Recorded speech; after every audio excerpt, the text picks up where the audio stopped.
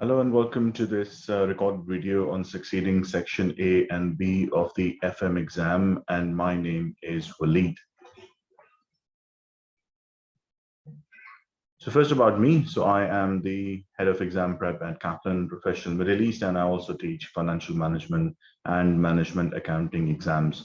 I've put my contact details there just in case if you would like to ask any questions post this video.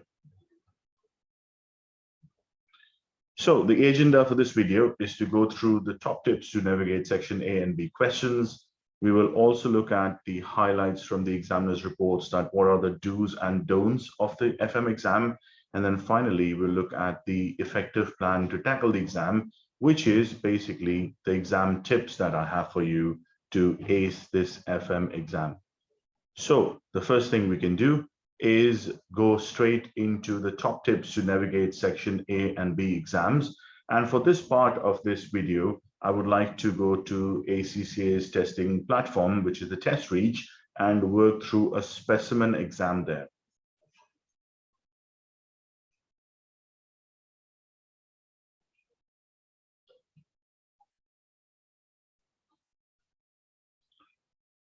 So this is a specimen exam of FM, and as you can see, this is consisting of 36 questions in total. And through the navigator, you can see that the section A has got 15 questions, and then section B has got another 15 questions. And finally, we've got some section C questions, which will be covered in a separate video. So looking at the section A and B questions, the first thing is that when you're doing the question, you have to do all your workings either on a scratch pad.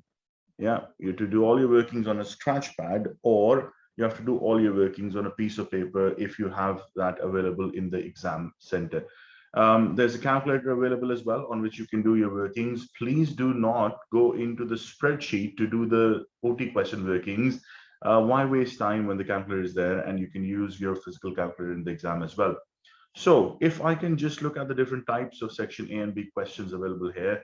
So these are the radio button questions where only one option has to be taken. But then these are the drag and drop questions. Now in the drag and drop questions, it is very important that when you look at the requirements, for example, they're asking you to drag and drop two options in the correct boxes. And therefore they want those two options. If you just do one option and then you go next, it will still accept it, but it's not going to be right. So can you please make sure that you use this option well and follow the requirements set by the examining team. Then if we can have a look at another type of question, which is this tick box question. And please make sure that you understand and read the requirement carefully. Here they're asking for two statements. So you have to take some two statements here, which would be answering the question. If you take one statement, it would still go through, but then the problem is that that won't be the right answer. So there's no partial marks here. So you need to make sure that you take two options here and follow the criteria set by the examining team. You can obviously use the highlight option as well in the exam, and the strike through features as well if you want to highlight or strike through in three. So the options are available. It's a really easy interface, and therefore just make sure that your knowledge is applied correctly in terms of reading the requirement and then answering the question set. The other thing which I would like to focus on is also this part where if you look at this question, it's a text box question. And in the text box question, you have to input a value. Now you have to be very careful with what the examining team is mentioning here in terms of the requirement, again, to the nearest dollar. So therefore, they don't want any kind of decimals here. You have to put your answer to the nearest dollar, and that there should be no decimals or anything against the requirement that you're doing, because you're not going to get the marks for it if it's not as per the answer fed into the system. So these are some different types questions on section A. And of course, if you are not comfortable with a particular section of the question, or let's say in section A, I'm not comfortable with question 8, what I can do is I can go here in the navigator and put a flag. which means that later on I can come back to it. I will remember that this was a question which I had to do well, or I have to redo it again. So continue with the questions. If you're struggling with anything, just put a flag so that you remember that you have to come back to these questions. And once you're happy with it, remove the flag. So that's very important when dealing with the section A type questions. Then if I can just have a look at section B questions as well. So in the section B questions, again, there will be a scenario on the left side of the screen, and there will be 5 OT questions attached to it that you will see. So for example, 16 to 20 are the OT questions. And again, you see this is the drag and drop. So you have to drag and drop your correct answer into the boxes provided in terms of the question requirement. Then if you're going to click next, it won't allow you because you have to make sure that you scroll to the entire screen. So here I've seen the entire question, and now I can move into the next one. If you look at this one, this is the question which is calculate the conversion value of 8% loan notes of par after 7 years to 2 decimal places. Now, when I look at this question, I should know how to compute the conversion value. So the conversion value of the company is computed by taking the number of shares into the share price now, and then into 1 plus the growth to the power of n, which is the number of years. Now, if I look at this entire data here, which is given on this question, it says that the current ex-div share price of the company is 10.90 per share. So the current share price is 10.90, and they're expected to grow at 6% for the foreseeable future. And the conversion in this question was in 7 years' time. Now I have all the information, and I also know that how many shares they would get. They'll get 8 ordinary shares. So number of shares is 8. Share price now is 10.90. The growth rate is 6%, and it is 7 years that we're looking at. So what I will do then is I will look at my calculation. So if I look at my calculation here, I will take 8 shares into the share price right now, which is 10.90 into 1.06 to the power of 7. Yeah, so that's the number of shares, share price right now, into 1.06 to the power of 7, and I get my answer as 131.116. Now look at this, that the examining team wants you to put your answer to 2 decimal places, which means if I'm thinking at 2 decimal places, it is 131.12 rounded number. Yeah, 131.12 rounded number. And that would be the correct answer that would be taken as was this OT question of this text box. So that's really, really important for you to get this thing right. If I can just quickly go through this scenario only, and there are some radio button questions which are easier to pick because you just have to take one option here. And then again, look at this. This one is that tick box, the multiple tick box. So 2 options are they asking you. So you have to take any 2 options which are as per the requirement. So these are some of the tips which would have helped you navigating through section A and B of your exam.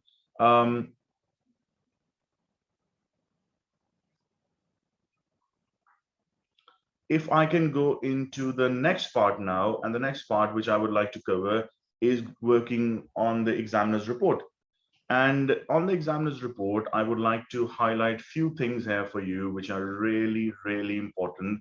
And this is a recent examiner's report available, March, June 21 exam. So let's look at few things which are of very, very importance to you for your exam. The first thing which when I looked at this examiner's report was this question. This was a very interesting question.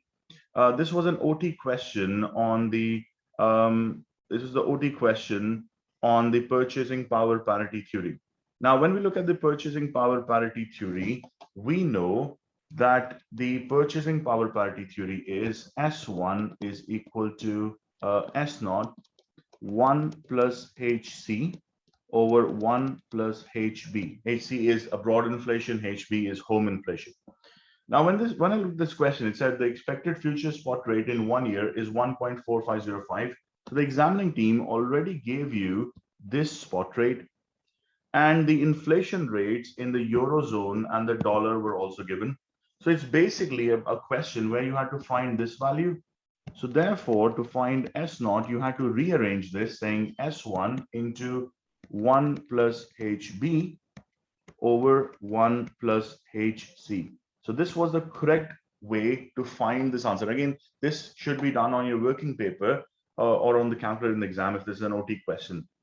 So correct answer was 1.4718. So just be very careful with what the question is asking you, because you could be answering something else if you don't pick it, because normally the questions are find S1. In this question, the S1 was computed and they wanted you to work out an S0. Okay. The rest of the things which I would like to pick out here would be especially on the section C of the examiner's report. So there was a question here on section C, which was talking about something on the asset beta and the proxy company and re-gearing it. Now, if you look at this information here, the examining team highlighted here that you were required to use the market values and not the book values for this calculation. And of course, the tax rate to apply to the company. Now, what they found out was that many candidates used book values, which was wrong, and ignored taxation. So that means you're not using the formula. So you have to use the market values of equity and debt and the tax rates for that company. When the tax was used, some candidates used an incorrect tax rate, which was not provided in the question. And I see what that is happening is because they look at past questions, some of the students, and they see that, oh, in the past questions, the tax rate uses 30%. So they assume it will always be 30%, whereby that is not the case always. So please be very careful and have a look at which tax rate is being used. It's not what you learned while practicing, it's like what you're being examined on. Okay.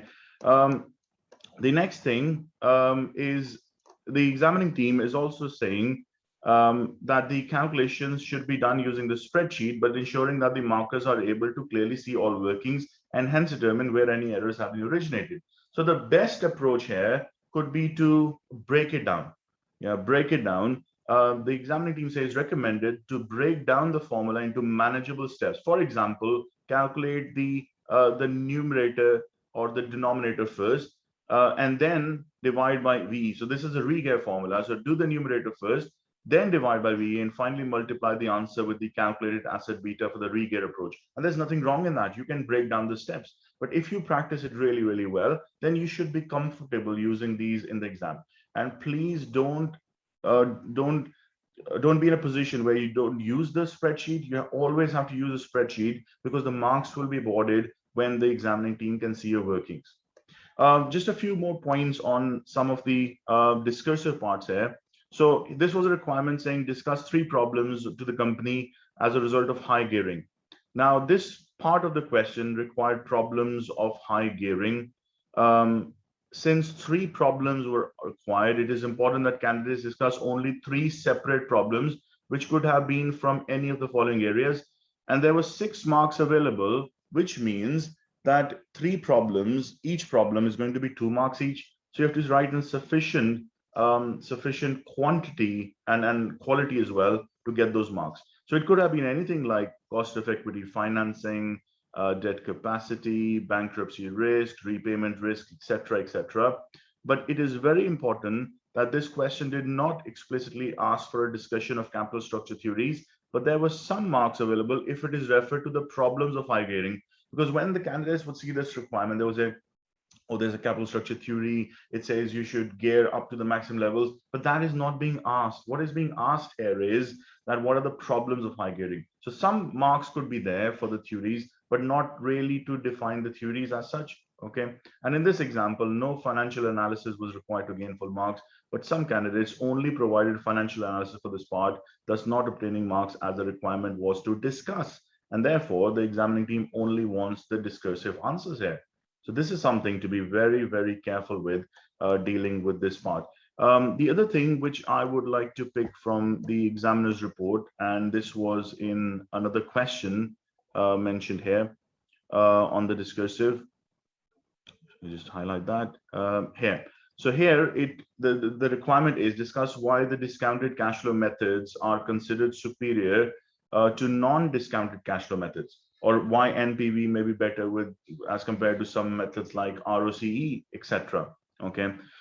So candidates must recognize that for a requirement worth 5 marks, needing them to discuss the answer should yield more than brief points. You can't only talk about some brief points. You have to write a bit more. It's a discussion comprising sentences of fewer than 6 words and or where the technical discussion is unsatisfactory. So few words is not going to get you enough marks. This part of question was often overlooked by candidates, which demonstrated a possible lack of time management. This was a standalone requirement of 5 marks, which could have been attempted first to ensure that it was covered. So why wait for it at the end? You could have done it in the first place. A good answer, as a minimum, should have discussed the relative merits and of discounted cash flow methods over non-discounted cash flow methods in the following areas. For example, time value of money, cash flows, clear decision rules, linked to shareholder wealth, etc. It was common to see that the only discussion on offer was about time value of money, and many answers scored limited credit as a result.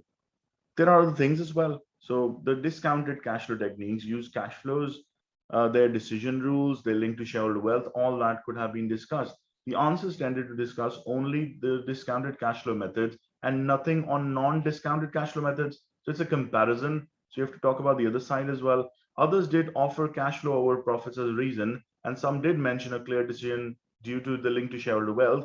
Often there was a lack of comparison between discounted cash flow and non-discounted cash flow methods. So on this sort of a requirement, yes, we have to say why the discounted cash flows could be better or superior, but then talk about the other side as well, that why the non-discounted cash flows are not good. So some really, really strong points here from the examining team on the examiner's report. So please make sure that you have a look at this really, really closely, especially the recent examining report. Now, the final thing which I would like to cover here is the effective plan to tackle the exam and exam tips. So I've put here a few points which should be of help. So the first thing is time management. Now, time management is very important, and you should divide your each section of the exam based on your best approach. It could be that you allocate 100 minutes for section A and B and then 80 minutes for section C, or something on those grounds which is more better for you. Don't be in any hurry and utilize the time you have allocated. So if, for example, you've allocated 50 minutes for section A, don't finish it in 20 minutes. Take your time so that you absorb the information well. But if you save like 5 to 7 minutes maybe from that allocated time, that's fine. But it should not be a case that you finish it in 20 minutes and then you're not using that time. If you're struggling with a question, flag it and move on. You can always come back to it later, as I showed you. If you're struggling section C, state an assumption and continue the calculation. For example, you are struggling with the D-gear part. So if you're struggling with the D-gear part, state an assumption, take a decent, reasonable number that you want, and then continue the calculation. Don't stop there, because there could be OFR marks after that point. Use the functions to save time. For example, NPV and the IR function save a lot of time. Read the instructions in the requirement carefully. So when they say 3 things, then it's only the 3 things that you need to say. Ensure the discursive bits are done well. Write enough points to make it a good discussion. There's a difference between discussion and a statement. For example, a statement is NPV is superior to IRR. A discussion is NPV is superior to IRR because reasons 1, 2, and 3. So that's a discursive point. There is no negative marking, so answer all the questions, please. Don't leave questions unattended or partially attempted. Improve presentation of your spreadsheet working, make it easier to mark. Break down your calculations so that the examining team has an ease of looking at your spreadsheet and then awarding you marks for it. Remain calm during the exam. The more relaxed you are, the better you will perform. Please do not panic, because once you panic, your rational thinking stops in the exam, and that's what you don't want. So relax, remain calm. Things will happen. It will all be fine. You will get your knowledge. You'll implement the knowledge really well, but only when you remain calm and you think rationally about requirements and the answers that you're going to put in. So I hope this was useful, and thank you very much.